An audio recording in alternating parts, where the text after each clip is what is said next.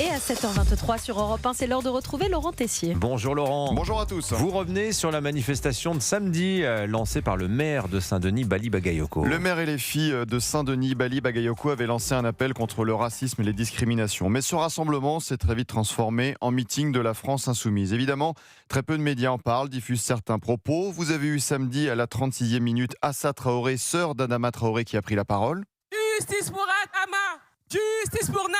Je rappelle que la Cour de cassation a confirmé en février le non-lieu pour les 3 gendarmes mis en cause dans la mort d'Adama Traoré en 2016. Continuons, 45e minute du rassemblement. Nadège Abomangoli, députée LFI de Seine-Saint-Denis, vice-présidente de l'Assemblée nationale, s'en est prise à l'État, à nos policiers et gendarmes qui risquent chaque jour leur vie. Écoutez bien, le micro avait l'air de moins bien marcher sur ce passage. Le sujet, c'est cette République malade qui fabrique le racisme d'État, avec des préfets qui sortent de leur rôle et qui viennent nous dire ce que nous avons le droit de dire ou pas, surtout lorsque cela concerne des policières qui touchent toujours les mêmes, les Noirs et les Arabes. Des violences policières qui touchent toujours les Noirs et les Arabes. Ces accusations de la part de cette députée vice-présidente de l'Assemblée sont très graves. C'était samedi après-midi, nous sommes lundi matin. Aucune réaction du ministre de l'Intérieur, Laurent Nunez, alors que nos policiers et gendarmes ont été salis. Le ministre était plus réactif pour s'en prendre à CNews la semaine dernière. 50e minute, Ali Diouara, maire LFI de la Courneuve, a humilié, le Parti Socialiste. Toutes ces personnes qui font les traîtres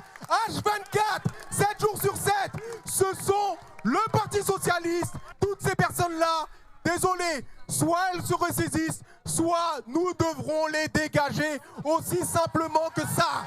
Je rappelle qu'Olivier Faure, le patron du PS, avait déclaré jeudi dernier que le parti s'associait au rassemblement de samedi. Le PS s'est fait humilier encore une fois et aucune réaction d'Olivier Faure. Silence radio. Ensuite, à la 57e minute du rassemblement, Manon Momirel, conseillère municipale et les filles de Saint-Ouen, s'en est prise à l'ancien ministre de l'Intérieur Bruno Retailleau, le président des Républicains. Bruno Retailleau, lui qui se retrouve sans doute beaucoup plus dans la France de Pétain. Là aussi, des attaques très graves, des comparaisons abjectes. Et quelques minutes plus tard, le député LFI Éric Coquerel a redit quasiment la même chose. Ce monde, ça a été dit tout à l'heure, que résume Retailleau. La nouvelle France de Jean-Luc Mélenchon, dit-il, ce n'est pas notre France, heureusement. Lui, c'est la France de Moroise. C'est la France de Pétain. Un rassemblement où des journalistes ont été intimidés, menacés, agressés, exfiltrés comme ceux de Frontières.